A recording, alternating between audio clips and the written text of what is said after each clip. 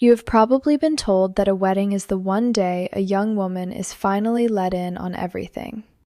That the older women gather her up and tell her the truth at last. I believed that too, at 18, in the fall of 2018, 3 days before I married a brother from the Decatur West congregation. I want to break that belief tonight, because what a black bride in the truth is secretly told before her wedding night is almost nothing. 1 hour with one older sister. 1 sentence. A pink hardcover book left on a bathroom counter with a yellow post-it on chapter 5. That is the whole of it. They call it marriage preparation, and it is the opposite of preparation. I am going to tell you exactly what I was told, and exactly what was left out, and what the first night of my marriage was because of it. But I need you to walk into that week with me in order, the way I have learned to walk back into it without losing my breath. If I just tell you the end, you will not understand the silence that built it. So stay in the room with me. Do not scroll past this one. If you were a black girl handed a marriage you had 10 months of chaperones to prepare for, and 0 minutes alone to understand, sit down.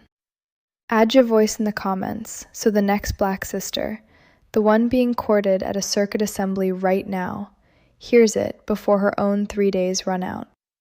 Tell me what your 1 hour was, and who gave it to you. I am reconstructing my wedding week from memory, 1 day at a time, and I do not want to do it alone. September 29th, 2018. I have the date because it was a Saturday, and Saturdays were field service, and I missed it for the first time in 4 years to try on the dress. I was 18 years and 6 months old. I had been baptized at 14. I had been a publisher since I could read a reasoning from the scriptures at a stranger's door. And I was standing in a dress shop off Memorial Drive with my mother and Trey's mother, and the two of them were not talking about the wedding night. They were talking about the neckline, whether the neckline drew attention. That was the spiritual concern in the room. Whether 18-year-old me, 3 weeks from a marriage bed I knew nothing about, had a collar high enough to be modest in front of the congregation that would watch me walk. I want you to understand how I got to that dress shop, because it explains everything about the silence. I met Trey at a circuit assembly in the summer of 2017. I was 17. He was a serious young brother, the son of an elder from the East Atlanta congregation, and he did the correct thing, the only thing the truth permitted. He did not speak to me. He spoke to my father. The courtship that followed was 10 months long, and it was chaperoned from the first minute to the last. We were never alone, not once. There was always a married couple 2 seats away, a sister at the kitchen table, my brother Marcus on the porch. We held hands for the first time in front of 9 people at a wedding in the spring of 2018, and someone noted it, and someone mentioned it, kindly, the way you would mention a hem coming loose. I did not resent it then. I want to be honest about that, because the women I am telling this to deserve honesty, not a martyr. At 18, I believed the chaperoning was love. I believed it was protection. The Watchtower had taught me my whole life that the world was full of fornication, that a young sister's greatest treasure was her cleanness before Jehovah, and that the brothers and sisters who never left me alone with Trey were guarding that treasure for me. I thanked them. I genuinely thanked Sister Coleman for sitting in the room. I did not yet have the thought that a girl guarded that completely from a man for 10 months might also be a girl kept that completely ignorant of him. My best friend Amani had married a brother that same way 2 years before, at 20, in the same hall. I remember sitting beside her at her own wedding meal in the spring of 2016 and thinking she looked like she knew something I did not. I thought marriage had let her in on a secret. I understand now that she did not know anything either. We were 2 black girls in our late teens, raised since we could walk in the Decatur West congregation, both of us certain the other one had been told the truth, when neither of us had been told a thing. That is how the silence keeps itself. Every girl assumes the woman beside her was prepared. The pink book came on the morning of the wedding. October 14th, 2018. I will get to the talk 3 days before. I promise you I will. I will tell you every word of that hour. But the book came first in my hands, so it comes first here. My mother, Marcia, a regular pioneer of 30 years, came into the room where I was getting ready, and she did not say much. My mother is not a woman of many words, even on her daughter's wedding day. She set The Secret of Family Happiness on the bathroom counter. Pink hardcover, the 1996 edition, the one every married sister in Decatur West had on a shelf. And she had put a yellow post-it on a page. I looked at it later, alone, in the few minutes a bride gets alone. The post-it was on chapter 5. She had not written anything on it. Just the post-it, marking the page, the way you mark a recipe you want someone to follow. That is what I was given. A book and a flag in the book. I want to sit in October of 2018 a moment longer, because the smell of that morning comes back, whether I invite it or not. The hairspray, the steam from the iron, the sweet potato pie my Aunt Diane was not allowed to bring, because Diane's name was not spoken in that house. I will come back to Diane. Hold her in your mind. She is the whole second half of this. I need to step back now from the wedding week and show you the machine underneath it, because the silence I am describing was not an accident. It was doctrine. It was printed. It had chapter numbers. The truth does not leave marriage to chance the way it leaves the wedding night to ignorance. There is a whole architecture, and it is in the publications, and a young sister absorbs it for years before anyone hands her a pink book. The architecture has a center, and the center is a word: headship. The husband is the head of the wife, as Christ is the head of the congregation. I had heard that scripture read from the stage of the Decatur West Hall 100 times before I was old enough to know what a husband was. By 18, it was not a teaching to me. It was the shape of the floor I stood on. And I want to be precise about something, because people hear Black Hall and they imagine the rules were softer. Decatur West has been black majority since before I was born. It was built by the Black brothers of the area in 1987. My grandfather helped nail up the walls. And the elders were black, and the sisters who shepherded me were black, and not 1 inch of the doctrine was gentler for it.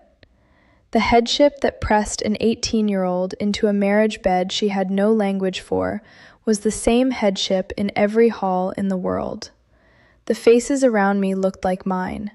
The architecture did not. And under headship there is a smaller, quieter teaching that no one announces from the platform, but that every married sister knows. It comes from the 7th chapter of 1 Corinthians, and in the truth it is called the marital due. The idea is that the body of a wife does not, in the deepest sense, belong only to her. The husband has authority over it, and she over his. The scripture is technically mutual. But you understand, you who have lived in a headship house, you understand that mutual on the page becomes one direction in the home. A wife does not have authority over a head. So the marital due, in practice, in a real Decatur apartment with a real young brother, meant that there was no instruction anywhere, in any book the organization ever printed, for a wife to say no. There was joyful giving. There was being a help and a compliment. There was avoiding giving Satan a foothold by refusing your husband. There was no procedure for no. I went looking, years later. I read chapter 5 of that pink book again as a grown woman, with a pen in my hand, looking for the one sentence that would tell a wife she was allowed to decline. There is no no in it. There is no maybe, no later, no I am afraid. There is only the soft, total expectation that a good sister gives. This is the secret content of what Black JW brides are told, and it is so small you could miss it. We are not told about our bodies. We are told about our submission. We are not prepared for intimacy. We are prepared for obedience and told that the two are the same thing. A girl raised this way arrives at her wedding believing that what is about to happen is a spiritual duty she performs correctly or incorrectly, like an assignment at the theocratic ministry school, and that the grade is given by Jehovah, and that her own body's fear or confusion is a foothold she must not give to Satan. She has a word for everything except the thing itself. I was that girl, and I want to name what I did with it later, because I am not only the one this was done to. When I was 21, 3 years married, a younger publisher in our congregation, she was getting married, she was scared, I could see it, the way I must have looked. She asked me what it was like, and I gave her chapter 5. I gave her the exact counsel that had been given to me. I told her about joyful giving. I told her a wife should not refuse her husband and risk a foothold. I passed the silence forward with my own mouth to a frightened black girl who trusted me, and I called it helping her. That is the part I cannot give back. The machine does not only run on elders. It runs on the sisters who teach each other to be quiet, and for a while I was one of them. Now I will keep my promise. I will tell you about the hour, and I will tell you about the night, and I am going to do it with the same restraint the truth never gave me, because the horror of this is not in any detail. The horror is in how little there was. October 11th, 2018, 3 days before the wedding. The marriage preparation talk. It was 1 hour. It was given by Sister Coleman, a friend of Trey's family, a regular pioneer, 60 years old, a kind woman. I want to be clear that she was kind. We sat in her living room in Decatur, with the blinds half down and 2 glasses of sweet tea on coasters, and for 1 hour she prepared me to be a wife. She talked about keeping a peaceful home. She talked about not letting the sun go down on anger. She talked about respecting Trey's headship and supporting him toward the goal of becoming a ministerial servant, which he did become 3 years later. And near the end, in a lowered voice, with her eyes on the coasters and not on me, she gave me the one sentence. She said that on my wedding night I should remember that a wife gives herself joyfully, and that I should not be afraid, because my husband would lead. That was the sentence. A wife gives herself joyfully, and the husband leads. Then she patted my hand and asked if I had any questions, and I was 18, and I did not even know enough to know what I did not know, so I said no. I said no thank you, Sister Coleman, and the hour was over. October 14th, 2018, the Decatur Marriott. We were married that afternoon in the Kingdom Hall, and there was a meal, and there were 300 people from 4 congregations, and there was no dancing, because there is no dancing. And then it was night, and Trey and I were alone in a room for the first time in our entire lives. 10 months of courtship, 0 minutes alone. And now a hotel room and a marriage license and a pink book's worth of preparation, which is to say, a flag on chapter 5 and 1 sentence about joyful giving. I am not going to describe what happened in that room. I made a decision, before I ever started telling these stories, that I would not. Not because it was violent. It was not. Trey never in 6 years raised his hand or his voice to me. But because the cruelty of that night is not in any act. The cruelty is the 18-year-old who had no language. The cruelty is a girl who had been guarded from a man so completely that she did not know his body or her own, and who had been told that her fear was a foothold, and who therefore could not even let the fear be fear. I lay in the dark afterward, and I did not cry, because crying would have meant something was wrong, and nothing was wrong. This was the spiritual duty I had performed. Correctly or incorrectly, I could not tell, and there was no one I was permitted to ask.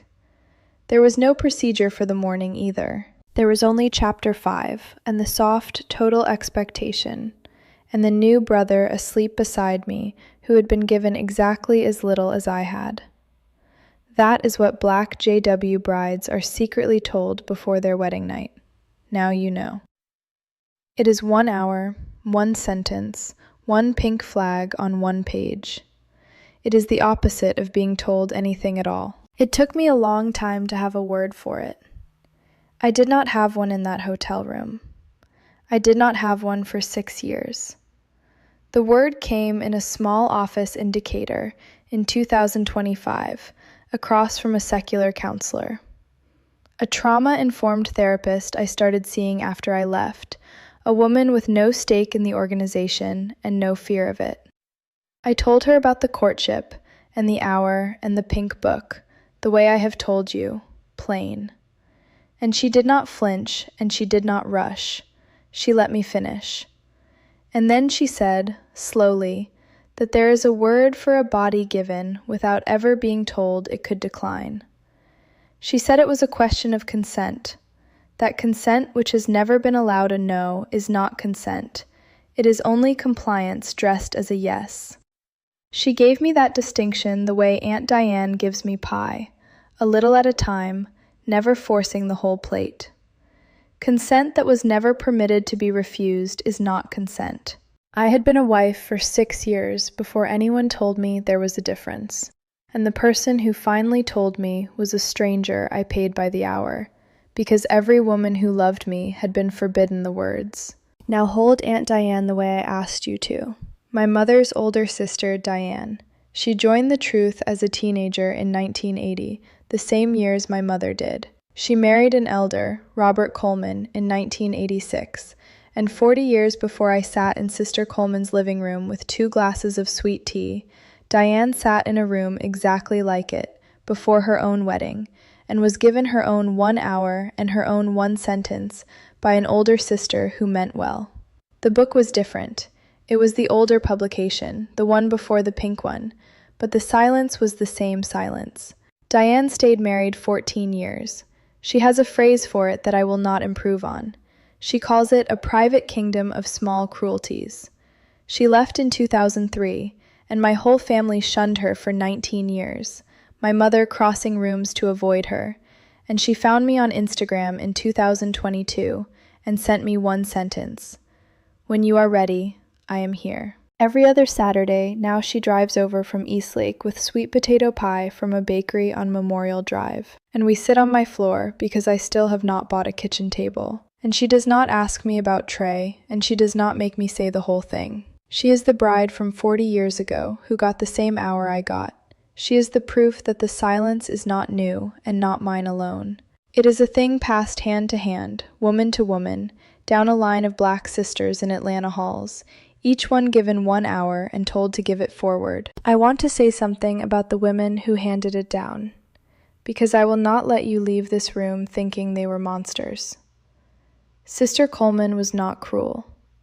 Sister Coleman was a 60-year-old regular pioneer who had been given her own 1 hour in her own living room decades before, by a woman who had been given hers, and she passed me the only preparation she had ever been allowed to possess. She gave me what she had. My mother, who set the pink book down and flagged chapter 5 and said almost nothing. My mother converted at 19 and has not been permitted a single thought outside the organization since 1985. She marked the page because marking the page was the most a mother in the truth was allowed to do for a daughter on her wedding morning. And Trey was a 22-year-old brother who walked into that hotel room having been given exactly as little as I was. 1 talk from his father, 1 set of expectations about headship, no more language for that night than I had. He was not a man who knew and withheld. He was a boy who had been handed the same empty book. The cruelty was never in the people. Every single person in that hall had been prepared the same way I was. The machine was the only one in the building who knew what it was doing. I live in Decatur now, in a 1-bedroom apartment up a flight of stairs, walking distance to the MARTA. I built a bookshelf last winter, out of pine boards and cinder blocks, and on the second shelf, where I can see it from the couch, sits a pink hardcover book. The Secret of Family Happiness, 1996 edition. I kept it. I kept the yellow post-it too, the one my mother left on chapter 5, still stuck to the page after all these years, gone a little gray at the edges. I do not keep it to be angry at my mother. I keep it because it is the most honest thing she ever gave me. Proof, in her own handwritingless hand, of exactly how much a black bride in the truth is told, and exactly how much she is not. 1 flag, 1 page, 1 hour, 1 sentence. So let me speak to you now, you who stayed in the room. If you were 18 and handed a marriage you had 10 months of chaperones to guard and not 1 minute alone to understand, I see you. If you sat in an older sister's living room with sweet tea on a coaster and were given 1 hour and 1 sentence and called it preparation, I see you. If you have a pink book on a shelf somewhere with a flag on chapter 5, or the older book, or no book at all and only the silence, I see you. If you lay in the dark on the first night of your marriage and could not even let your fear be fear because someone had taught you it was a foothold, I see you, and I am telling you the thing the counselor in Decatur told me, slowly, a little at a time. A yes that was never allowed to be no is not a yes. You were not failing a spiritual assignment. You were a girl who was never told. That was not your sin. It was never your sin. The hall does not own you. I am the proof.